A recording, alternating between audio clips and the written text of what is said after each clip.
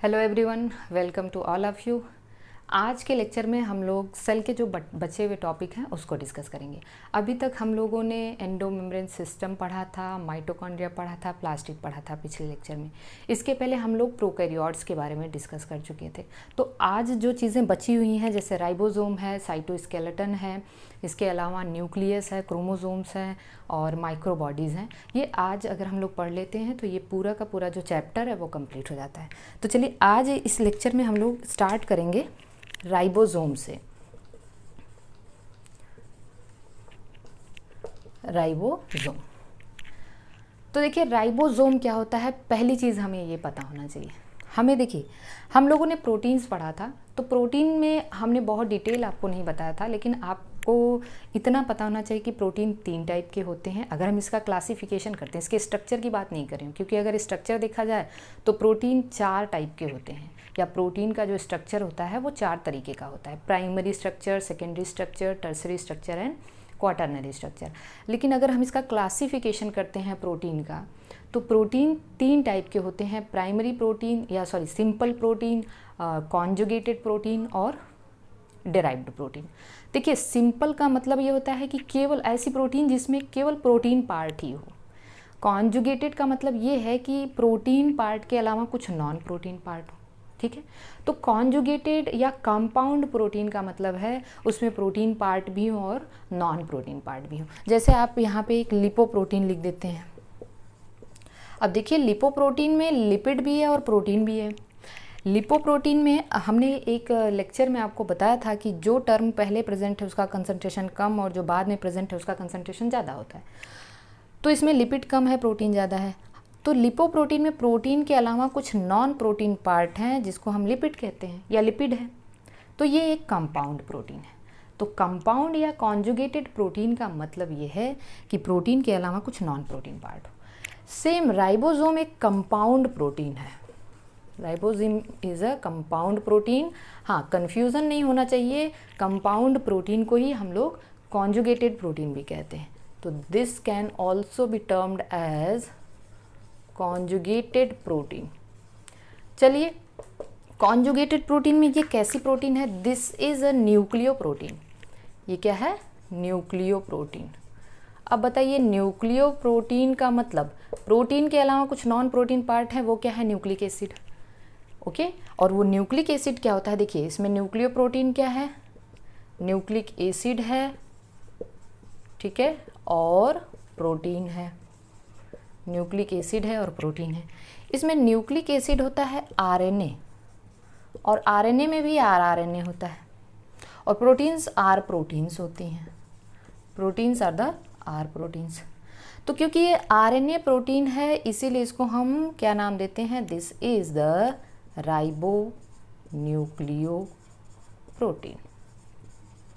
ये क्या है? राइबो न्यूक्लियो प्रोटीन है। तो राइबोसोम्स क्या है? एक प्रोटीन है, कॉन्जुगेटेड प्रोटीन है, और जिसको हम न्यूक्लियो प्रोटीन या राइबो न्यूक्लियो प्रोटीन कह सकते हैं, ठीक है। अच्छा, कुछ और जैसे न्यूक्लियो प्रोटीन क्या होता है? जैसे वायरसेस हैं, वायरसेस भी क्या होते हैं? Nucleo protein. क्योंकि वायरसेस की बॉडी ए सेलुलर होती है। हम लोगों ने पढ़ा था सेल थ्योरी में कि वायरसेस सेल थ्योरी के एक्सेप्शंस होते हैं, क्योंकि उनकी बॉडी जो है वो सेल से नहीं बनी होती है, ठीक है। तो वायरसेस की बॉडी केवल और केवल सेल और प्रोटीन और न्यूक्लिक एसिड की बनी होती है, क्योंकि उनका प्रोटीन कोट बाहर होता है, और न्यूक्लिक एसिड में ईदर डीएनए और आरएनए, या तो डीएनए होगा या आरएनए होगा, ठीक है। तो हम कह सकते हैं कि जो इसमें केवल न्यूक्लिक एसिड है, और इसकी जो कोर है या कैप्सूल है या कोट है, ये किसकी बनी होती है? प्रोटीन की। तो viruses are also nucleoprotein. Viruses भी क्या हैं? Nucleoprotein. तो हम ये सब पढ़ेंगे जब हम पहला चैप्टर पढ़ेंगे वायरसेस, प्रियॉन्स और इसके विरॉइड्स के बारे में। तो राइबोसोम क्या है? They are the ribonucleoprotein. सबसे पहले इसकी डिस्कवरी की थी जॉर्ज पैलेट ने, ठीक है, जॉर्ज पैलेट ने की थी। अब देखिए राइबोसोम्स को हम लोग क्या कहते हैं? प्रोटीन फैक्ट्री कहते हैं। प्रोटीन फैक्ट्री ये कहाँ कहाँ हो सकते हैं? इसके टाइप्स अगर हम लोग देखते हैं तो ये प्रोकैरियोट्स में 70S टाइप के हैं, और यूकैरियोट्स में ये 80S टाइप के हैं। 70s की यूनिट हम लोग देखते हैं तो लार्जर सब यूनिट 50s, स्मॉलर 30s, इसमें लार्जर सब यूनिट 60s और स्मॉलर 40s होता है। ये चीज़ें हमको पता है। यूकैरियोटिक में भी माइटोकॉन्ड्रिया और प्लास्टिड के राइबोसोम, अभी हम लोगों ने पिछले लेक्चर में पढ़ा था, वो 70s होते हैं। एस क्या होता है? एस स्टैंड्स फॉर सेडिमेंटेशन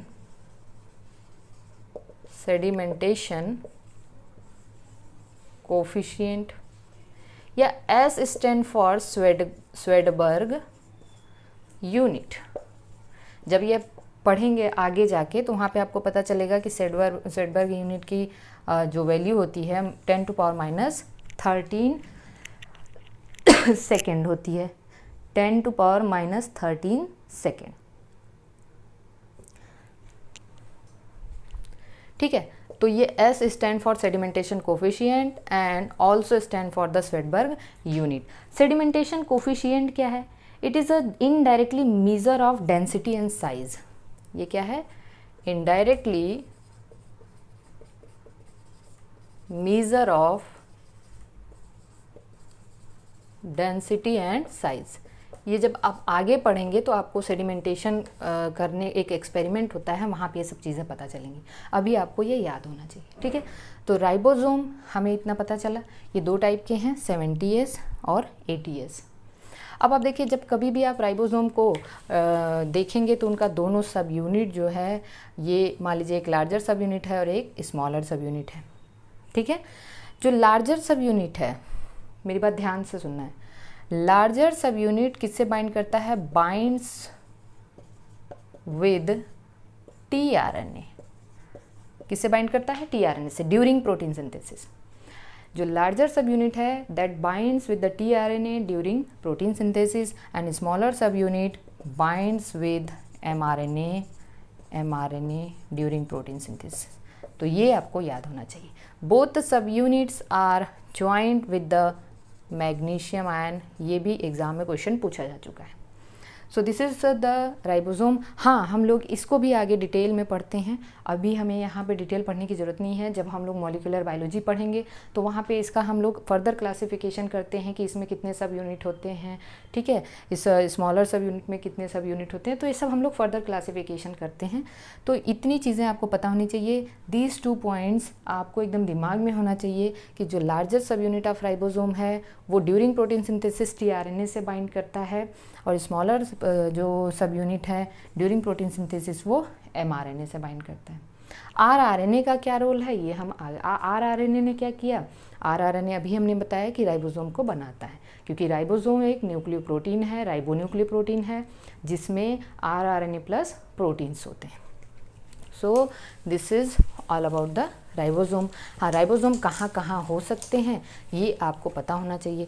तो ribosome free in cytoplasm, cytoplasm में हो सकते हैं, ठीक है।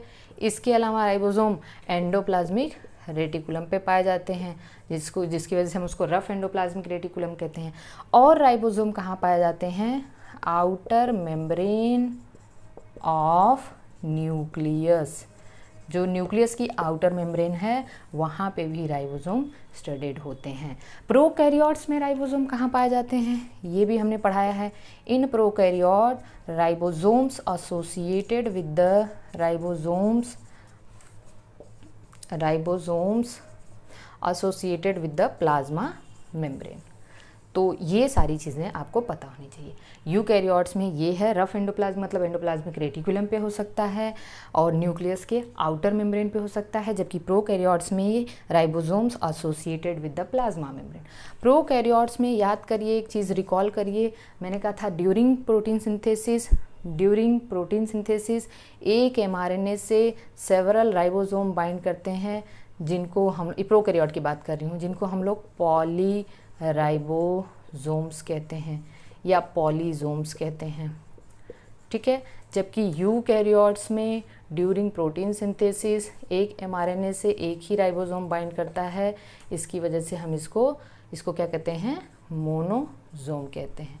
क्यों ऐसा होता है ये हम लोग आगे डीएनए रेप्लिकेशन ट्रांसक्रिप्शन जब पढ़ेंगे तो वहाँ पे हमें ये बात पता चलेगी। मोनोसिस्ट्रॉनिक पॉलीसिस्ट्रॉनिक का कॉन्सेप्ट पढ़ेंगे तब हमें पता चलेगा क्यों यहाँ ढेर सारे राइबोसोम बाइंड करते हैं, क्यों यहाँ पे केवल एक ही राइबोसोम बाइंड करते हैं। तो अभी तक के लिए ये पॉइंट आपको क्लियर होना चाहिए। ठीक, अगला टॉपिक,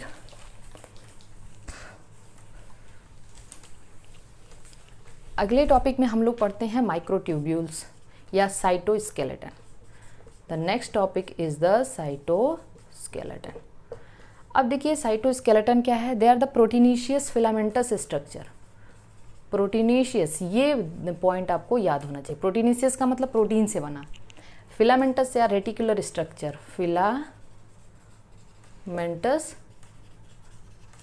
स्ट्रक्चर। प्रोटीनेशियस है तो ऑब्वियसली ये प्रोटीन का बना है। कैसे बना है हम लोग आगे देखेंगे। ये करता क्या है, ये शेप मेंटेन करने में, ठीक है, प्रोटेक्शन में, ओके, इसके अलावा ये मोटिलिटी में, इन सब में इनका रोल है। जब हम इनका क्लासिफिकेशन करते हैं तो ये साइटोस्केलेटन 3 टाइप के होते हैं। पहले को हम लोग कहते हैं माइक्रोट्यूब्यूल्स, ध्यान दीजिएगा।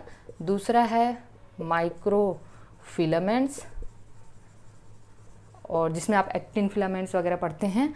और तीसरा है इंटरमीडिएट फिलामेंट, इंटरमीडिएट फिलामेंट्स। तो तीन टाइप के साइटोस्केलेटन हैं, microtubules, microfilaments and intermediate filaments. अब इसमें हम लोग देखते हैं कि माइक्रोट्यूब्यूल्स क्या होते हैं। तो सबसे पहला हम लोग देखते हैं what is the microtubules. Microtubules क्या है, क्योंकि ये सब प्रोटीनेशियस हैं तो obviously they are made up of proteins. Microtubule बना होता है ट्यूब्यूलिन प्रोटीन का। ट्यूब्यूलिन प्रोटीन किसका बना है, ट्यूब्यूलिन प्रोटीन। ट्यूब्यूलिन जो प्रोटीन होती है उनमें 2 सब यूनिट पाया जाता है, एकदम ध्यान से आप समझना है। ट्यूब्यूलिन प्रोटीन या ट्यूब्यूलिन मोनोमर या डाइमर के फॉर्म में होते हैं ट्यूब्यूलिन। इसमें क्या होता है, एक अल्फा सब यूनिट होती है और एक बीटा सब यूनिट होती है। दोनों एक दूसरे से जुड़े होते हैं, अल्फा एंड बीटा सब यूनिट। तो अल्फा बीटा डाइमर हो गया ये, ठीक है। अब ये अल्फा बीटा ये डाइमर के फॉर्म में होते हैं, डाइमर। अल्फा बीटा पॉलीमराइज करते हैं, ठीक है, पॉलीमराइज करके एक इस तरीके से फिलामेंटस स्ट्रक्चर बना लेते हैं। जब ये filamentous structure alpha beta alpha beta alpha beta and alpha beta, इस फिलामेंटस स्ट्रक्चर को हम लोग कहते हैं protofilaments. This is called as protofilament. अब ये एक प्रोटोफिलामेंट इस तरीके का है। 11 to 13 प्रोटोफिलामेंट, जो 11 to 13 प्रोटोफिलामेंट हैं वो आपस में पॉलीमराइज होते हैं, ठीक है। 11 to 13 प्रोटोफिलामेंट आपस में मिलके एक होलो स्ट्रक्चर बनाते हैं, ऐसा होलो स्ट्रक्चर बनाते हैं इस तरीके से। आप ध्यान दीजिएगा, जिसमें कि 1 2 इस तरीके से 11 to 13 प्रोटोफिलामेंट होते हैं। 11 to 13 एक होलो स्ट्रक्चर बनाते हैं जिसको हम लोग कहते हैं माइक्रोट्यूब्यूल।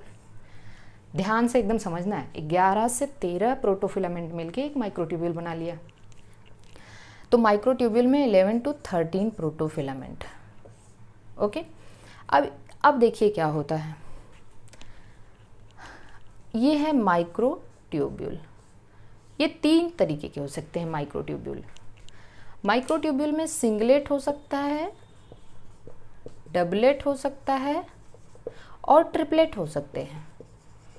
सिंगलेट, डबलेट और ट्रिपलेट। सिंगलेट में केवल एक माइक्रोट्यूब्यूल इस तरीके से है जो अभी हमने बनाया, ठीक है, जिसमें 11 to 13 प्रोटोफिलामेंट है। ऑन एवरेज मान लेते हैं 12 प्रोटोफिलामेंट है। लेकिन यहीं पे डबलेट में क्या होता है, एक तो कंप्लीट माइक्रोट्यूब्यूल होगा और एक इनकम्प्लीट माइक्रोट्यूब्यूल होगा, ठीक है। एक कंप्लीट माइक्रोट्यूब्यूल होगा और एक इनकम्प्लीट। जो इनकम्प्लीट वाला, मान लीजिए मैंने कंप्लीट को सी से डिनोट किया, इनकम्प्लीट को IC से डिनोट किया। जो इनकम्प्लीट वाला है उसमें केवल 10 प्रोटोफिलामेंट्स हैं, 9 to 10 प्रोटोफिलामेंट्स हैं, ध्यान देना। तो ये हो गया डबलेट। ट्रिपलेट में क्या है, एक तो कंप्लीट माइक्रोट्यूब्यूल है जिसमें 12 या 13 प्रोटोफिलामेंट है, 2 इनकम्प्लीट होते हैं, 2 इनकम्प्लीट। तो 1 कंप्लीट, 2 इनकम्प्लीट। इनकम्प्लीट में कितना है मैंने आपको बता दिया, तो ये ट्रिपलेट हो गए। माइक्रोट्यूब्यूल कितने टाइप के हो गए, सिंगलेट, डबलेट एंड ट्रिपलेट। ठीक है, अब हम लोग आगे चलते हैं। ओके, अब देखिए होता क्या है, इनका अरेंजमेंट कैसे होता है। माइक्रोट्यूब्यूल्स का अरेंजमेंट 2 तरीके से हो सकता है। इनका अरेंजमेंट हमें 2 तरीके से देखने को मिलता है। एक होता है 9+2 अरेंजमेंट और दूसरा होता है 9+0 अरेंजमेंट। 9+2 arrangement, 9+0 arrangement. 9+2 अरेंजमेंट में ये जो 9 है वो होता है डबलेट। मतलब 9 माइक्रोट्यूब्यूल्स कैसे होते हैं, डबलेट, ये वाले ऐसे 9 होंगे। और 2 माइक्रोट्यूब्यूल्स होते हैं सिंगलेट। अब आप समझिए 9+2 में 9 माइक्रोट्यूब्यूल डबलेट हैं, 18 हो गए, और 2 माइक्रोट्यूब्यूल सिंगलेट है, मतलब 20 हो गए। ओके, अब इसके बाद ये होते हैं पेरीफेरी पे, ये होते हैं पेरीफेरी पे, आप कॉन्सेप्ट समझिएगा, और ये होते हैं सेंटर में। और ऐसा अरेंजमेंट हमें देखने को मिलता है सीलिया एंड फ्लैजिला में। सीलिया एंड फ्लैजिला में ऐसा अरेंजमेंट हमें कहाँ देखने मिलता है, सीलिया और फ्लैजिला में। मतलब 9+2 में 9 डबलेट है, 9 माइक्रोट्यूब्यूल डबलेट वाले होंगे और 2 माइक्रोट्यूब्यूल सिंगलेट होंगे, जो कि सेंटर में होगा, ये पेरीफेरी। अगर आपसे किसी ने पूछ दिया कि सीलिया और फ्लैजिला में कितने माइक्रोट्यूब्यूल्स हैं, तो your answer must be 20, cause यहाँ पे 9 डबलेट हैं तो 18 हो गए और 2 सिंगलेट हैं तो 20 हो गए। ठीक है, इस 9+0, 0 का मतलब सेंटर में कुछ नहीं होगा, सेंटर में कुछ नहीं होगा, ये पेरीफेरी पे होगा, लेकिन ये 9 होता है ट्रिपलेट। ये 9 क्या होता है, ट्रिपलेट। ये वाला माइक्रोट्यूब्यूल मतलब 27 माइक्रोट्यूब्यूल हो गए, ट्रिपलेट हैं तो 27 माइक्रोट्यूब्यूल हो गए। ये पाया जाता है, इसके एग्जाम्पल हैं बेसल बॉडी, बेसल बॉडीज और सेंट्रियोल्स। बेसल बॉडी और सेंट्रियोल।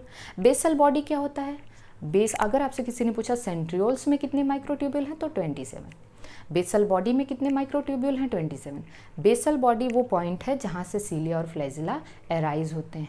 मेरी बात ध्यान से सुनना है, बेसल बॉडी वो पॉइंट है जहाँ से सीलिया और फ्लैजिला एराइज होते हैं। ठीक है, और बेसल बॉडी आगे चल के सेंट्रियोल बनाते हैं, ये चीज़ हम लोग अभी पढ़ेंगे। तो this is all about the type of microtubule and their arrangement. अब हम लोग देखते हैं cilia flagella. Cilia and flagella, एक तरफ सीलिया देखेंगे, एक तरफ फ्लैजिला देखेंगे। सीलिया स्मॉलर स्ट्रक्चर होते हैं, ये थोड़ा सा लॉन्ग होते हैं। ठीक है, सीलिया कहाँ होते हैं, आपने देखा होगा कि पैरामीशियम हो गया, पैरामीशियम में आपने सीलिया देखा होगा। फ्लैजिला कहाँ देखा होगा आपने, यूग्लिना में देखा होगा। ठीक है, लेकिन अब एक चीज़ आप जान जाइएगा, यूग्लिना क्या है, प्रोटिस्टा है, ये हम लोगों ने पढ़ा था। Unicellular eukaryotes, all unicellular eukaryotes क्या होते हैं, प्रोटिस्टा। फ्लैजिला कहाँ देखने मिलता है, स्पर्म में देखने को मिलता है, और कहाँ देखने को मिलता है, ट्रिपैनोजोमा में देखने को मिलता है। तो ढेर सारी सी चीज़ें। फ्लैजिला हमने आपको पढ़ाया भी था कि जो प्रोकैरियोटिक फ्लैजिला और यूकैरियोटिक फ्लैजिला में डिफरेंस होता है, हालांकि दोनों प्रोटीन्स के बने हुए हैं। प्रोकैरियोटिक फ्लैजिला की अगर हम बात करें, प्रोकैरियोटिक और यूकैरियोटिक, तो यूकैरियोटिक में ये ट्यूबुलिन प्रोटीन का बना है, मतलब माइक्रोट्यूब्यूल्स आप कह सकते हैं, जबकि प्रोकैरियोटिक में ये फ्लैजिलीन का बना है। यहाँ में 9+2 अरेंजमेंट देखने नहीं मिलेगा, यहाँ 9+2 अरेंजमेंट देखने को मिलता है। ठीक है, ये चीज़ आपके दिमाग में याद होनी चाहिए। प्रोकैरियोट में फ्लैजिला और यूकैरियोटिक फ्लैजिला में क्या डिफरेंस है। Cilia is responsible for the movement of surrounding fluid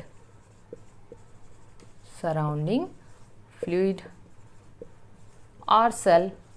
ठीक है, सराउंडिंग फ्लूइड। और फ्लैजिला, फ्लैजिला में 3 पार्ट देखने को मिला था हमको, हमने पढ़ा था आपको, जहाँ से एराइज होता है बेसल बॉडी, और इसका ये जहाँ से एराइज होता है वो क्या है, this is the basal body, basal body. ये मिडिल पार्ट इसका जो है हम हुक कहेंगे, और लॉन्ग पार्ट को हम लोग फिलामेंट कहते हैं। और फ्लैजिला का रोल क्या है, मूवमेंट में या लोकोमोशन में।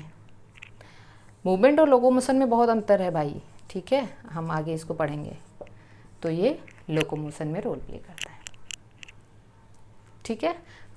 हाँ, अब यहाँ देखिए, यहाँ पे मूवमेंट ऑफ फ्लूइड और सेल है, यहाँ पे लोकोमोशन। लोकोमोशन में बॉडी पोस्चर चेंज होती है, लोकोमोशन में बॉडी पोस्चर चेंज होती है, एक जगह से दूसरी जगह पे जाना होता है। मूवमेंट हम लोग आगे देखते हैं क्या होता है। तो चलिए देखिए, सीलिया और flagella. Cilia flagella, flagella prokaryotic flagella और यूकैरियोटिक फ्लैजिला में डिफरेंस है। एक सीलिया और फ्लैजिला का हम स्ट्रक्चर देख लेते हैं। तो यहाँ पे दिया हुआ है that is the section electron microdiagrammatic representation, internal structure का एक हम लोग स्ट्रक्चर देख लेते हैं। ये है एक स्ट्रक्चर सीलिया फ्लैजिला का, ठीक है, सेक्शन देख रहे हैं हम लोग। अब आप ये समझिए, बीच इसमें अरेंजमेंट कितना है, 9+2 है, एकदम ध्यान से देखना है, 9+2 है। तो सेंटर में क्या होगा, 2 माइक्रोट्यूब्यूल होंगे, 2 माइक्रोट्यूब्यूल होंगे जो कि सिंगलेट होंगे। मान लीजिए माइक्रोट्यूब्यूल को ऐसे बनाना है, लेकिन हमने बस ऐसे बना दिया, तो आप टेंशन नहीं लीजिएगा कि ये क्या बना दिया। तो 2 माइक्रो, इसको हम लोग कहते हैं सेंट्रल शीथ, सेंट्रल शीथ। अब ये हमारा हो गया 1 माइक्रोट्यूब्यूल, और पेरीफेरी पे कितने होंगे, 9 डबलेट होंगे, 2 हो गया, 3 हो गया, 4 हो गया, ठीक है, 5, 6, 7, 8 और 9। तो पेरीफेरी पे कितने हो गए, 9 डबलेट हो गए, डबलेट होंगे, ये हमें पता है, ठीक है। अब आप देखिए इसमें इसके, हाँ, cilia flagella is surrounded by the plasma membrane, they are surrounded by plasma membrane, by plasma membrane, जिसके कोर को हम लोग कहते हैं एक्सोनीम, ये आपको याद होना चाहिए, जिसके कोर को हम लोग कहते हैं एक्सोनीम। अब आप देखिए यहाँ पे जो हमने ये डबलेट 9 डबलेट बना दिया है, वो कहाँ है, पेरीफेरी पे है। बहुत इंपॉर्टेंट है, इसका इनकम्प्लीट माइक्रोट्यूब्यूल इसके कंप्लीट माइक्रोट्यूब्यूल से इस तरीके से जुड़ा होता है, ठीक है। तो इनकम्प्लीट वाला कंप्लीट से ऐसे जुड़ा होगा, मतलब जो डबलेट हैं उनके बीच में भी जंक्शन है, जिसको हम लिंकर या इंटर डबलेट ब्रिज कह सकते हैं, इंटर डबलेट ब्रिज, लिंकर या इंटर डबलेट ब्रिज कह सकते हैं, ठीक है। इसके बाद देखिए, ये सारा पूरा होगा। यहाँ पे हर एक डबलेट माइक्रोट्यूब्यूल सेंटर से भी अटैच्ड होता है, हर एक डबलेट। तो जो डबलेट हैं वो सेंटर से अटैच्ड हैं, सेंटर से अटैच्ड होते हैं, उसको हम लोग कहते हैं रेडियल स्पोक्स। क्या कहते हैं, रेडियल स्पोक्स। तो कितने रेडियल स्पोक्स हो गए, 9 हो गए ना, ये सब सेंटर से जुड़े हैं, 9 सेंटर से जुड़े हैं। तो दिस इज द स्ट्रक्चर। जो सेंट्रल सीथ है, ठीक है, ये सेंट्रल सीथ, जिसमें ये दो क्या हैं, दीज 2 आर सिंगलेट, क्योंकि सेंटर में क्या होते हैं, सिंगलेट, और पेरीफेरी पे क्या है, डबलेट। तो सीलिया फ्लैजिला का स्ट्रक्चर आपको पता होना चाहिए। रेडियल स्पोक्स कितने हैं, ये भी प्रोटीन की बनी होती है, रेडियल स्पोक भी किसके बने होते हैं, प्रोटीन्स के बने होते हैं, जो कि 9 होते हैं, ओके। इसके बाद इंटर डबलेट ब्रिज अगर किसी ने आपसे पूछ दिया तो वो भी आपको पता होना चाहिए, कितना होगा, 9 होगा, ठीक है। तो 9 इंटर डबलेट ब्रिज हैं, 9 रेडियल स्पोक्स हैं, पेरीफेरी पे 9 डबलेट हैं, और सेंटर में 2 सिंगलेट हैं। सो this is all about the सीलिया and flagella. इसके जैसा ये हमारा है, अगला जो हम पढ़ेंगे that is the centrosome and centriole. हमने आपको बताया था ये केवल और केवल कहाँ होता है, एनिमल्स में होता है। कहाँ होता है, एनिमल्स में होता है। सेंट्रोसोम क्या है, देखिए सेंट्रियोल, यहाँ पे अरेंजमेंट क्या है, 9+0, अभी हमने आपको बताया था। 9 ट्रिपलेट है जो पेरीफेरी पे होगा, और सेंटर में कुछ नहीं होगा। सेंट्रियोल 2 होते हैं, एक है प्रॉक्सिमल सेंट्रियोल और दूसरा है डिस्टल सेंट्रियोल। प्रॉक्सिमल और देखिए हमने यहाँ पे लिख दिया प्रॉक्सिमल सेंट्रियोल और and this is the distal centriole. दोनों एक दूसरे के राइट एंगल होते हैं। Arrangement is like the cart wheel, ठीक है, दोनों एक दूसरे के क्या होते हैं, राइट एंगल। सबसे पहली चीज, दे आर नॉन मेम्ब्रेनस। ये क्या होते हैं, non membranes, point to be noted, ये नॉन मेम्ब्रेनस होते हैं। तो दो सेंट्रियोल हो गए, एक प्रॉक्सिमल सेंट्रियोल और दूसरा distal centriole. They are surrounded by the amorphous peri मतलब पेरीफेरी पे जो है, पेरीसेंट्रियोलर मैट्रिक्स। तो centrioles are surrounded by amorphous pericentriolar matrix, but यहाँ मेम्ब्रेन नहीं है, केवल मैट्रिक्स है। तो this is the matrix and this is the proximal and distal centriole. तो ये जो पेरीसेंट्रियोलर मैट्रिक्स हो गया प्लस सेंट्रियोल हो गया, इन्हीं को मिला के हम लोग कहते हैं centrosome. So centrosome consist of two centrioles which are parallel to each which are perpendicular to each other, are 90 degree to each other, right angle to each other। तो हमें ये पता होना चाहिए कि सेंट्रियोल और सेंट्रोसोम में क्या अंतर है। तो pericentriolar matrix plus centriole centrosome. अब अगर हम एक सेंट्रियोल का स्ट्रक्चर बना दें तो सेम वैसा ही है, सेम वैसा है। आप देखिएगा 9 ट्रिपलेट्स हो जाएंगे पेरीफेरी पे, एक कंप्लीट माइक्रोट्यूब्यूल, 2 इनकम्प्लीट, 9 ट्रिपलेट हो गए पेरीफेरी पे। दिस इज कितना हो गया, 5 6 7 8 और ये 9। तो पेरीफेरी पे 9 ट्रिपलेट हो गए और सेंटर में कुछ नहीं है, सेंटर में कुछ नहीं है। हर एक ट्रिपलेट आपस में जुड़ा होगा। किससे जुड़ा होगा, लिंकर से। किससे जुड़ा होगा, लिंकर, या इसको हम लोग इंटर ट्रिपलेट ब्रिज कह सकते हैं। Inter triplet bridge, inter triplet linker या ब्रिज। तो कितने हो गए, ये 9 हो गए। हर एक ट्रिपलेट सेंटर में एक प्रोटीनिशियस कोट होता है जिसको हम लोग कहते हैं हब। क्या कहते हैं, हब कहते हैं। लेकिन ये भी कैसा होता है, प्रोटीनिशियस होता है। जो सेंट्रल कोट होता है उसको हम हब कहते हैं और ये भी प्रोटीनिशियस होता है। हालांकि सेंटर में कोई भी माइक्रोट्यूब्यूल नहीं है क्योंकि अरेंजमेंट 9+0 है। हर एक जो ट्रिपलेट है, पेरीफेरल ट्रिपलेट है, वो सेंटर से जुड़ा होगा किसके द्वारा, रेडियल स्पोक्स के द्वारा। तो radial spokes proteinaceous, I have already told you, radial spokes are also proteinaceous. So radial spokes कितने होंगे, रेडियल स्पोक्स भी कितने होंगे, 9 होंगे। रेडियल स्पोक्स भी कितने हो गए, 9 हो गए। अब उसके बाद देखिए, हाँ मैंने अभी आपको बताया था कि जो सेंट्रियोल होते हैं वही क्या बनाते हैं, बेसल बॉडी बनाते हैं। तो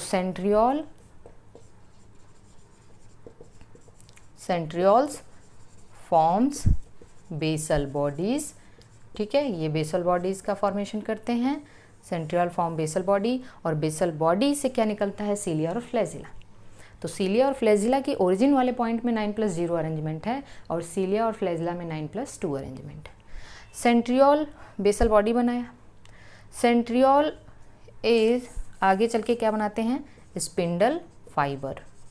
देखिए spindle fibre and spindle apparatus, spindle apparatus जो कि एनिमल सेल में सेल डिवीज़न के दौरान काम आते हैं, सेल डिवीज़न के दौरान काम आते हैं। ये हम लोग अभी अगले लेक्चर में हम लोग सेल डिवीज़न ही शुरू करेंगे, तो वहाँ पे हम लोग देखेंगे कि प्लांट्स में स्पिंडल फाइबर का किसका बना होता है। एनिमल्स में तो ठीक है सेंट्रियोल है, लेकिन प्लांट्स में सेंट्रियोल नहीं है, तो ये डिफरेंस हम वहाँ समझेंगे, ठीक है। तो this is all about the centriole and centrosome.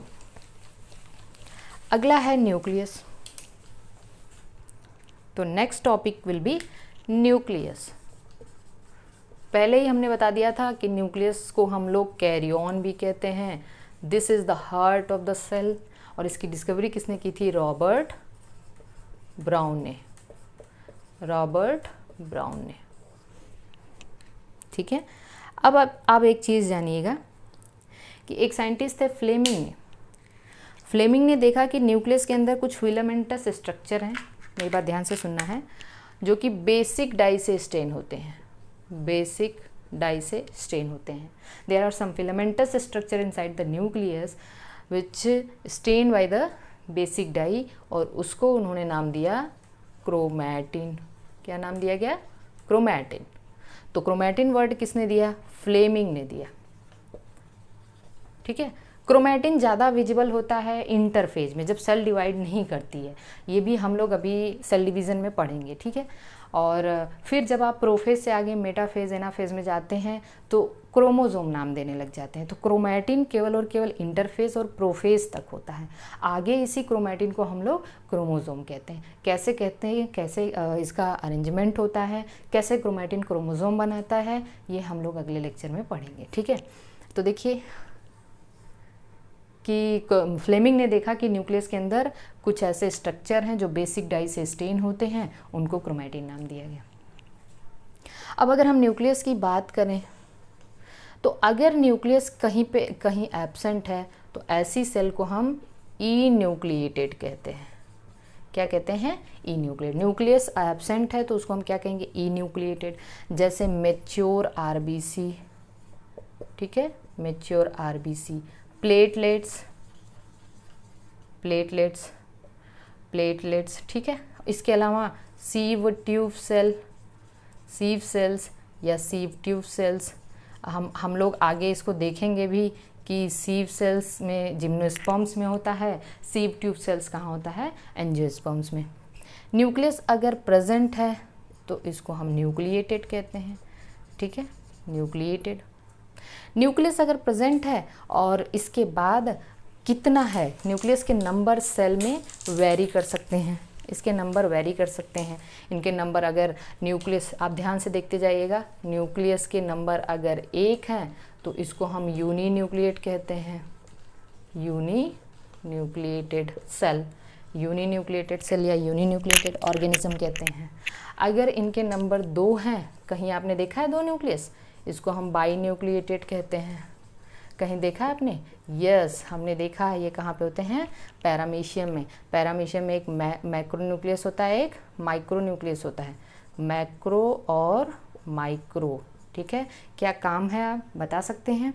ये रिप्रोडक्शन में यूज़ होता है और इनका हम कह सकते हैं ये जो है बाकी की जो प्रोसेस हैं, फिजियोलॉजिकल प्रोसेस जो भी हैं, उनमें यूज़ होता है। तो जो पैरामीशियम है, पैरामीशियम में क्या है? बाई न्यूक्लिएटेड है पैरामीशियम। इसके अलावा अगर मेनी न्यूक्लियस है तो इसको हम लोग क्या कहते हैं? Multinucleated cell, multinucleated, ठीक है। मल्टी न्यूक्लिएटेड को अगर देखिए ध्यान से, मल्टी न्यूक्लिएटेड एनिमल सेल्स में, एनिमल सेल में इसी को हम लोग क्या नाम देते हैं? इसको हम सिंसाइसियम कंडीशन कहते हैं, सिंसाइसियम कंडीशन। और प्लांट्स में हम इसको सिनोसिटिक कंडीशन कहते हैं, सिनोसिटिक, सिंसाइसियम एंड सिनोसिटिक। जैसे सिंसाइसियम का एग्जाम्पल है मसल, कौन सी मसल बता दीजिए मुझे? Striated muscle, good, striated muscle, striated muscle. Plants में लिक्विड एंडोस्पर्म ऑफ कोकोनट, ये एग्जाम्पल आपके बुक में दिया हुआ है तो आपको पता होना। प्लांट्स में बहुत हैं, वाउकेरिया में होते हैं, वाउकेरिया में होते हैं। और यहाँ पे सिंसाइसियम कंडीशन एनिमल्स में कहाँ होते हैं? स्ट्रिएटेड मसल में। तो एक से ज़्यादा न्यूक्लियस है तो 2 हो सकता है और मेनी हो सकते हैं। 2 है बाई न्यूक्लिएटेड एनिमल्स में, और ओपेलाइना में होता है ये, ठीक है। ओपेलाइना एक आप जब पढ़ेंगे ये फाइलम, पहला फाइलम क्या है? दैट इज़ द जो जिसमें अमीबा आता है, मेरे दिमाग से भी एकदम निकल गया है, तो वो हम लोग वहाँ पे देखेंगे, ठीक है। तो ये है आपका न्यूक्लियस, ठीक है। अच्छा, न्यूक्लियस की पोजीशन क्या हो सकती है, थोड़ा इसको देखते जाइएगा आप लोग। पोजीशन मोस्टली न्यूक्लियस कहाँ होते हैं, सेंट्रल होते हैं। अगर सेंट्रल है मतलब एनिमल सेल्स की कंडीशन है ये, animals except the adipocytes. Adipocyte जो फैट स्टोरेज सेल्स हैं उनमें सेंट्रल नहीं होता है, एक्सेप्ट एडिपोसाइट्स। अभी आप देखेंगे एडिपोसाइट्स में कैसे होते हैं। तो सेंट्रिक, अगर सेंट्रिक हम कह सकते हैं इसको, सेंट्रिक, एक्सेंट्रिक और पेरीफेरल। मतलब अगर न्यूक्लियस पेरीफेरी पे है तो ये किसका एग्जाम्पल है, प्लांट्स का, और एडिपोसाइट्स में, एडिपोसाइट्स, क्योंकि जब आप एडिपोसाइट बनाएंगे तो वहाँ पे बड़े से फैट, ये लिपिड ग्लोब्यूल होते हैं फैट स्टोरेज के लिए, और यहाँ न्यूक्लियस कहाँ जाता है, पेरीफेरी पे आ जाता है। प्लांट्स में भी आपने देखा था कि जो मोस्ट 90% वॉल्यूम है वो वैक्यूल ले लेता है, तो न्यूक्लियस कहाँ होता है, पेरीफेरी पे होता है। तो ये न्यूक्लियस की क्या हो गई, पोजीशन होगी। आप शेप देख सकते हैं, इसका शेप देख सकते हैं। तो मोस्टली तो ये ओवल या राउंडेड होते हैं, ओवल या फिर राउंडेड होते हैं, ठीक है। कहीं कहीं ये कैसे होते हैं, आपने देखा होगा कि न्यूक्लियस का और शेप क्या हो सकता है, ये हम कह सकते हैं कि जैसे आपने उसका WBCs का नाम सुना है, WBCs में इनके शेप बड़े वेरी करते हैं। न्यूक्लियस का जो शेप होता है वो वेरी करता है, क्योंकि न्यूक्लियस कई टाइप के, WBC को हम लोग और क्या कहते हैं, ल्यूकोसाइट्स कहते हैं, ठीक है ना। जब WBC को हम लोग ल्यूकोसाइट्स कहते हैं, और यहाँ पे WBCs में आप देखेंगे कि कई टाइप के ल्यूकोसाइट होते हैं, ग्रेन्युलर, ग्रेन्युलर में 3 आते हैं, कौन कौन, एसिडोफिल्स, मतलब जिसको हम स्नोफिल्स भी कहते हैं, न्यूट्रोफिल और बेसोफिल। एक ग्रेन्युलोसाइट्स में मोनोसाइट्स और लिम्फोसाइट्स, ठीक है। तो आप देखते हैं कि WBCs के जो न्यूक्लियस के शेप हैं वो काफ़ी वेरी करते हैं, इसलिए WBCs को हम लोग PMNLS कहते हैं, polymorphonuclear leucocyte. Polymorphonuclear leucocyte, polymorpho का मतलब इसकी मॉर्फोलॉजी, मतलब इसका शेप है अलग अलग है, पॉलीमॉर्फोन्यूक्लियर ल्यूकोसाइट्स, ठीक है। तो अब WBC में भी आप देखते हैं कि कुछ ओवल हो सकते हैं, ठीक है, एस शेप्ड हो सकते हैं, किडनी शेप होगा। जब हम लोग WBC पढ़ेंगे तो वहाँ पे अलग अलग किसका होगा, मल्टी लोब्ड होते हैं, ठीक है, मल्टी लोब न्यूक्लियस, जैसे कि न्यूट्रोफिल्स में मल्टी लोब्ड हो गए, बेसोफिल में एस शेप हो गया, ठीक है। तो इस तरीके से हम लोग देखते हैं कि जो WBCs है, न्यूक्लियस का जो शेप है वहाँ पे काफ़ी वेरी करता है, इसलिए WBCs को हम लोग क्या कहते हैं, पॉलीमॉर्फोन्यूक्लियर ल्यूकोसाइट्स, ओके। तो ये न्यूक्लियस, अब हम न्यूक्लियस का जो है स्ट्रक्चर देखते हैं। न्यूक्लियस का स्ट्रक्चर में सबसे पहला क्या है, जब आप न्यूक्लियस को बनाएंगे तो ये डबल मेम्ब्रेन है, ये बात हमें पता है कि न्यूक्लियस कैसी है, डबल मेम्ब्रेन है। अब न्यूक्लियस में मैं इस तरीके से इसको ड्रॉ करने जा रही हूँ, आप ध्यान दीजिएगा, this is the double membrane. Double membrane में ये पोर जो होता है, दोनों मेम्ब्रेन्स जो पोर्स होते हैं, अभी आप लोगों ने पढ़ा था माइटोकॉन्ड्रिया और क्लोरोप्लास्ट। माइटोकॉन्ड्रिया और क्लोरोप्लास्ट थोड़ा रिकॉल करिए, वहाँ पे पोर थे लेकिन केवल आउटर मेम्ब्रेन में थे, due to presence of porin protein. और पोरिन प्रोटीन और कहाँ होता है, बैक्टीरिया में। कौन से बैक्टीरिया में, ग्राम नेगेटिव बैक्टीरिया में। इसलिए एक सेंटेंस हमने आपको बताया था कि जो माइटोकॉन्ड्रिया और प्लास्टिड की आउटर मेम्ब्रेन है, that is more permeable as compare to the inner membrane due to the presence of porin protein. Nucleus, अब हमें पता है कि न्यूक्लियस के आउटर मेम्ब्रेन से एंडोप्लाज्मिक रेटिकुलम कंटिन्यू होता है, ठीक है। अभी अभी हम लोगों ने पढ़ा था कि न्यूक्लियस की जो आउटर मेम्ब्रेन है उस पे राइबोसोम पाए जाते हैं, ठीक है। तो राइबोसोम्स हो गए, ये राइबोसोम हो गए।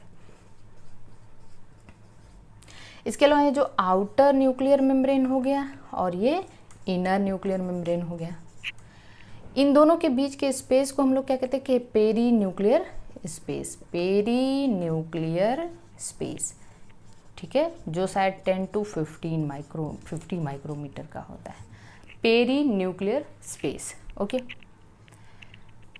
अब न्यूक्लियस के अंदर आते हैं हम लोग। पोर हमें पता है, इस पोर का काम क्या है, ये प्रोटीन्स और, ठीक है, प्रोटीन्स को या भी जो भी सब्सटेंसेस हैं इनका जो मूवमेंट होता है बाई डायरेक्शनल मूवमेंट के लिए रिस्पॉन्सिबल होते हैं। ये पॉइंट आपको याद होना चाहिए, आपकी बुक में दिया हुआ है कि the nuclear pores are the passes through which the movement of RNA and protein in both the direction.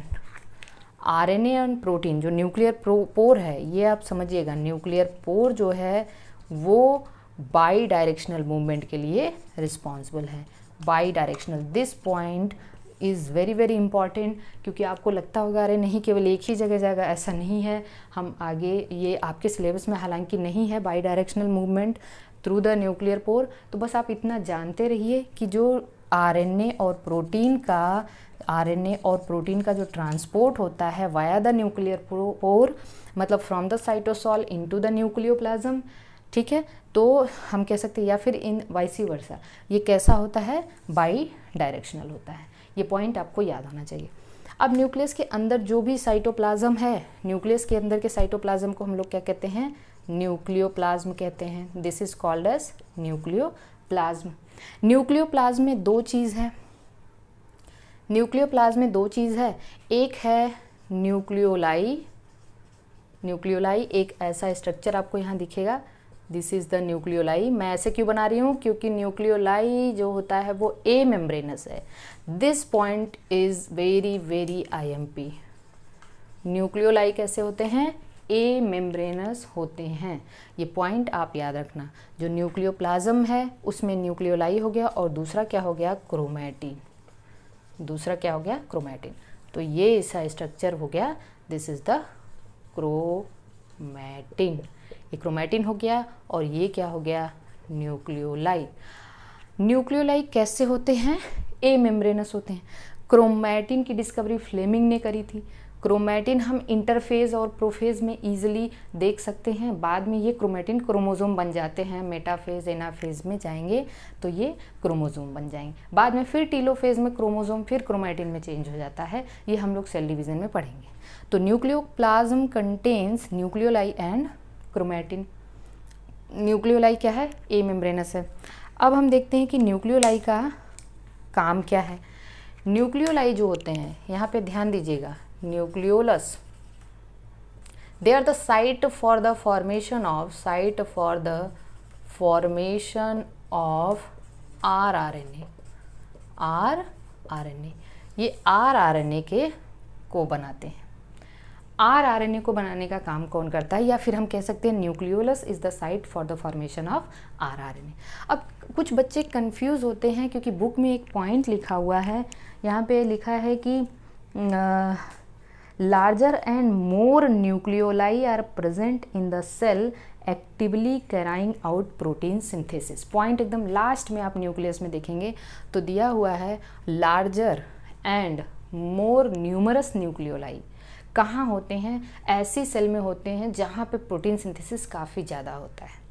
अब आप बताइए, अब बच्चों को लगता है कि नहीं प्रोटीन सिंथेसिस के लिए न्यूक्लियोलाई का क्या रोल है, न्यूक्लियोलाई का रोल तो कुछ है ही नहीं।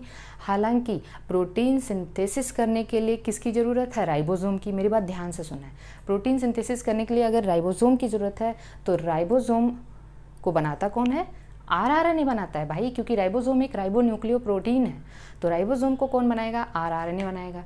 तो RRNA जितना ज़्यादा होगा उतना ही ज़्यादा राइबोसोम बनेगा और उतनी ही जो प्रोटीन सिंथेसिस की एफिशिएंसी वो बढ़ जाएगी।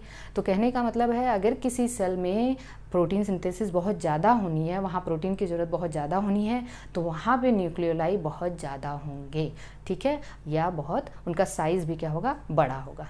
क्यों, क्योंकि nucleoli are the site of the synthesis of the RRNA and RRNA are the constituent of the ribosome and ribosomes are the protein factory। तो हमें ये पता है कि प्रोटीन सिंथेसिस के लिए न्यूक्लियोलाई का बड़ा इंपॉर्टेंट रोल है। So this is all about the nucleus. जितना आपको समझना है, न्यूक्लियस में हमने आपको बताया कि अगर न्यूक्लियस प्रेजेंट है तो क्या होगा, एब्सेंट है तो उसको इन्यूक्लिएटेड कहेंगे। उसके बाद उसका जो साइज़ क्या हो सकता है, उसका शेप क्या हो सकता है, नंबर कितने हो सकते हैं। दो मेम्ब्रेन है। ये बात आपको याद होनी चाहिए कि nuclear pore by directional movement के लिए रिस्पॉन्सिबल है, प्रोटीन्स और आरएनए को दोनों डायरेक्शन में ट्रांसपोर्ट करता है। ये बड़ा इंपॉर्टेंट पॉइंट है। न्यूक्लियोप्लाज्म में दो चीज़ें हैं, न्यूक्लियोलाई और क्रोमैटिन। क्रोमैटिन हम लोग आगे पढ़ेंगे। ये बेसिक डाई से स्टेन होता है और ये किसने डिस्कवर किया था? फ्लेमिंग ने। ठीक है। और nucleoli is the site of the synthesis of the RNA. ठीक। So this is. और हमने एक और चीज़ आपको पता होना चाहिए कि जो इसकी आउटर मेम्ब्रेन है that is continuous with the endoplasmic reticulum and outer membrane is also studied with the ribosome. So this is all about the nucleus. अब यही क्रोमैटिन आगे चल के बनाता है क्रोमोसोम्स। कैसे बनाता है? एक चीज़ मैं यहाँ पे लिख रही हूँ। अभी हम लोगों ने कहा था ना कि न्यूक्लियोप्रोटीन क्या है? न्यूक्लियोप्रोटीन्स का मतलब जहाँ ये कॉन्जुगेटेड प्रोटीन है। कॉन्जुगेटेड प्रोटीन का मतलब क्या है? कॉन्जुगेटेड प्रोटीन का मतलब जहाँ पे ये अभी प्रोटीन के अलावा कुछ non protein part. Same chromatin भी एक न्यूक्लियोप्रोटीन है। क्रोमैटिन भी क्या है? न्यूक्लियोप्रोटीन है, क्योंकि chromatins are made up of DNA plus histone protein. DNA plus histone protein. DNA एक न्यूक्लिक एसिड है तो न्यूक्लियो हो गया, हिस्टोन एक प्रोटीन है तो प्रोटीन। ये मिलके बनाएंगे क्रोमैटिन और क्रोमैटिन आगे ऑर्गेनाइज्ड होके बनाएगा chromosome. Okay. So DNA and histone protein. तो क्रोमोसोम्स या क्रोमैटिन भी क्या है? They are nucleoproteins. ठीक है। अब आप जानते रहिएगा यहाँ पे, हालांकि कुछ नॉन हिस्टोन प्रोटीन्स भी होते हैं इनको बनाने में, लेकिन हमें पता है कि यहाँ पे डीएनए है मतलब न्यूक्लिक एसिड है, प्रोटीन है तो ये भी क्या है? न्यूक्लियोप्रोटीन है। तो क्रोमैटिन और क्रोमोसोम क्या है? न्यूक्लियोप्रोटीन। अब हम देखते हैं क्रोमोसोम्स के कुछ स्ट्रक्चर। जैसे अगर हम एक क्रोमोसोम का स्ट्रक्चर इस तरीके से बनाते हैं तो बीच में जब दोनों आर्म जुड़े होते हैं इसको हम लोग क्या कहते हैं? सेंट्रोसोम। सेंट्रोसोम के बगल में हम ऐसे डिस्क शेप स्ट्रक्चर होता है जिसको हम लोग कहते हैं काइनेटोकोर। काइनेटोकोर वो जगह होता है जहाँ से स्पिंडल फाइबर अटैच होते हैं। क्या अटैच होते हैं? स्पिंडल फाइबर अटैच होते हैं। अब आप देखेंगे जो सेंट्रोसोम है, सेंट्रोसोम से दोनों आर्म जुड़े होते हैं। कभी कभी क्या होता है? एक आर्म छोटा होता है, एक आर्म बड़ा होता है। छोटे आर्म को हम लोग पी आर्म कहते हैं और बड़े आर्म को हम लोग क्यू आर्म कहते हैं। इस बार का एग्जाम का क्वेश्चन आता है। पी का मतलब होता है पेटाइट, पेटाइट का मतलब होता है शॉर्ट, पेटाइट का मतलब शॉर्ट। क्यू का मतलब होता है क्यूए, इसका मतलब होता है लॉन्ग। तो छोटे आर्म को पी आर्म और बड़े आर्म को क्यू आर्म। काइनेटोकोर कितना हुआ एक क्रोमोसोम में? 2। अब सेंट्रोमियर की पोजीशन के बेसिस पे हम लोग देखते हैं क्रोमोसोम्स 4 टाइप के होते हैं। क्या क्या हो सकते हैं? एक, अगर सेंट्रोमियर सेंट्रल है, बीच में है, मतलब दोनों आर्म बराबर हैं, तो इसको हम कहते हैं मेटासेंट्रिक। अगर सेंट्रोमियर ठीक है सेंट्रल नहीं है, मतलब सेंटर से थोड़ा सा अगल बगल है, तो उसको हम लोग क्या कहते हैं? सब मेटासेंट्रिक कहते हैं। और सब मेटासेंट्रिक में एक आर्म थोड़ा छोटा होगा और दूसरा आर्म बड़ा होगा। सेंट्रोमियर थोड़ा सा कहाँ हो गया? टर्मिनल हो गया, तो एक आर्म बड़ा एक बहुत छोटा हो जाएगा, जिसको हम लोग क्या कहते हैं? जिसको हम लोग कहते हैं acrocentric. This is called as acrocentric. और अगर सेंट्रोमियर एकदम टर्मिनल है तो इसको हम लोग कहते हैं टीलोसेंट्रिक। ये बहुत ही कॉमन है। टीलो से आप लास्ट वाला टीलो होता है, क्योंकि जब सेल डिवीजन पढ़ेंगे तो prophase, metaphase, anaphase, telophase. Telophase सबसे लास्ट होता है, तो टीलो यही याद रख लीजिए, क्योंकि यहाँ पे भी बच्चे बड़ा कंफ्यूज होते हैं कि एक्रोसेंट्रिक और टीलोसेंट्रिक, क्योंकि पीछे 2-3 साल पहले एग्जाम में क्वेश्चन आया हुआ था ये, तो बच्चे गलती कर देते हैं। टीलोसेंट्रिक में क्या होता है? सेंट्रोमियर एकदम टर्मिनल, मतलब एकदम लास्ट वाला। टीलोफेज से याद रख लीजिए। ओके। हाँ, जब आप देखिए इसको भी हम लोग आगे पढ़ेंगे कि इनका शेप, साइज एनाफेज में कैसे बनता है, तो हम सेल डिवीज़न के दौरान पढ़ेंगे। कभी कभी क्या होता है कि जो ये आर्म है, अगर हम क्रोमोसोम का स्ट्रक्चर देखते हैं तो ये क्रोमोसोम है,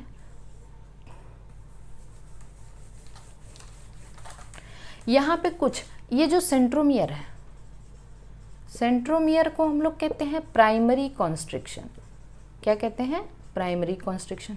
कभी कभी हमें एकदम एंड पे हम लोगों को कुछ और कॉन्स्ट्रक्शन देखने को मिलते हैं, कॉन्स्ट्रिक्शन जिसको हम लोग कहते हैं सेकेंडरी कॉन्स्ट्रिक्शन, सेकेंडरी कॉन्स्ट्रिक्शन।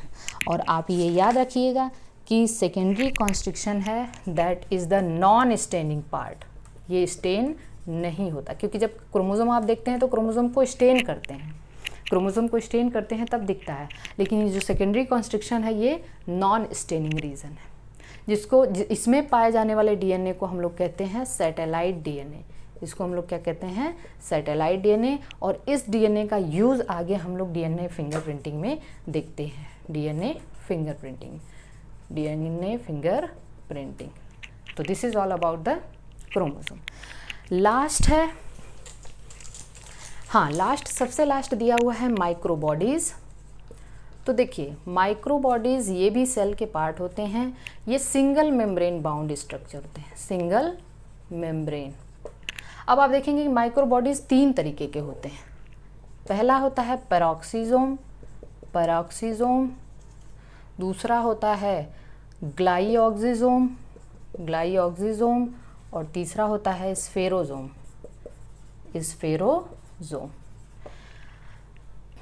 अब देखिए आप जान जाइएगा ये सिंगल मेम्ब्रेन बाउंड है, ठीक है। इनका क्या क्या है, पेरोक्सीजोम तो पहली बात एनिमल और प्लांट दोनों में होते हैं, ग्लाइऑक्सिजोम केवल और केवल प्लांट्स में होते हैं, और स्फेरोजोम भी केवल और केवल प्लांट्स में होते हैं।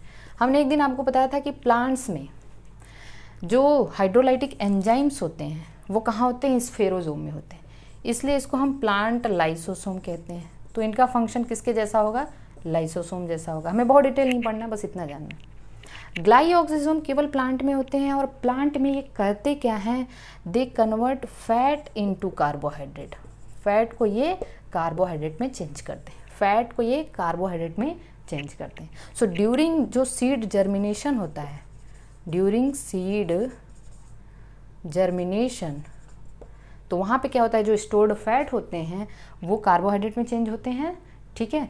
तो आगे हम लोग देखेंगे एनिमल में एक्चुअली ग्लाइऑक्सिजोम में एक पाथवे होता है जिसको हम कहते हैं ग्लाइऑक्जिलेट पाथवे, ग्लाइऑक्जिलेट पाथवे। इस पाथवे की हेल्प से ही फैट कार्बोहाइड्रेट में चेंज होता है। तो एनिमल सेल्स के पास ऐसी कोई एबिलिटी नहीं है कि वो फैट को कार्बोहाइड्रेट में चेंज कर सके, क्योंकि फैट को कार्बोहाइड्रेट में चेंज करने के लिए एक पाथवे की ज़रूरत पड़ती है, और उस पाथवे को हम कहते हैं ग्लाइऑक्जिलेट पाथवे, जो कि कहाँ होता है, ग्लाइऑक्सिजोम में होता है, और ये ग्लाइऑक्सिजोम केवल और केवल प्लांट्स में होता है। This point is important, again ये आपसे एग्जाम में पूछा जा सकता है, क्योंकि माइक्रोबॉडी टर्म दिया हुआ है, एक टॉपिक छोटा सा दिया हुआ है, तो यहाँ से क्वेश्चन बन सकता है। तो आप याद रखना कि एनिमल में फैट को कार्बोहाइड्रेट में चेंज नहीं किया। हालांकि आप देखते हैं कि प्रोटीन्स को कार्बोहाइड्रेट में चेंज, आप अमाइनो एसिड को कार्बोहाइड्रेट में चेंज करते हैं, या सॉरी जो अगर हम नॉन कार्बोहाइड्रेट से कार्बोहाइड्रेट बनाते हैं तो उसको हम लोग क्या कहते हैं, नॉन कार्बोहाइड्रेट से कार्बोहाइड्रेट बनाने की प्रोसेस को हम लोग कहते हैं ग्लूकोनियोजेनेसिस, ग्लूकोनियोजेनेसिस। तो ये भी एक ग्लूकोनियोजेनेसिस है, लेकिन एनिमल में आप देखेंगे फैट को कार्बोहाइड्रेट में चेंज नहीं किया जा सकता, क्योंकि इसको चेंज करने के लिए जिस पाथवे की ज़रूरत पड़ती है वो जिस ऑर्गेनल्स में होता है पाथवे, वो ऑर्गेनल्स कहाँ होता है, केवल प्लांट में होता है। पेरोक्सीजोम तो बड़ा आसान सा है, ठीक है। ये एनिमल्स में किडनी में पाया जाता है, और इनका काम है डिटॉक्सिफिकेशन, इनका काम है डिटॉक्सिफिकेशन। बहुत डिटेल आपको नहीं जाना है हाइड्रोजन पेरोक्साइड को, क्योंकि पेरोक्सीजोम में आप देखेंगे कैटालेज और पेरोक्सीडेज एंजाइम्स पाए जाते हैं।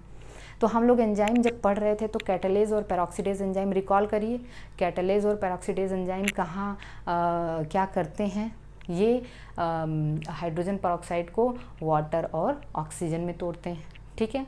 और पेरोक्सीडेज और कैटालेज एंजाइम में हीम प्रोस्थेटिक ग्रुप है जो एक्टिव साइट का पार्ट होता है, प्रोस्थेटिक ग्रुप हम लोगों ने पढ़ा था, ठीक है। तो इसी तरीके से पेरोक्सीजोम एनिमल्स में किडनी में होते हैं जो डिटॉक्सिफिकेशन का काम करते हैं, और प्लांट्स में पेरोक्सीजोम कहाँ होते हैं, प्लांट्स में पेरोक्सीजोम का क्या रोल है, आप लोग वो पढ़ेंगे C2 साइकिल, C2 साइकिल को हम लोग क्या कहते हैं फोटो रेस्पायरेशन, फोटो रेस्पायरेशन में आप देखेंगे कि 3 सेल ऑर्गेनल्स यूज़ होता है, क्लोरोप्लास्ट, फिर पेरोक्सिसोम, फिर माइटोकॉन्ड्रिया। आपको सीक्वेंस याद करना होगा, पहले क्लोरोप्लास्ट होता है, फिर पेरोक्सिसोम होता है, फिर माइटोकॉन्ड्रिया होता है।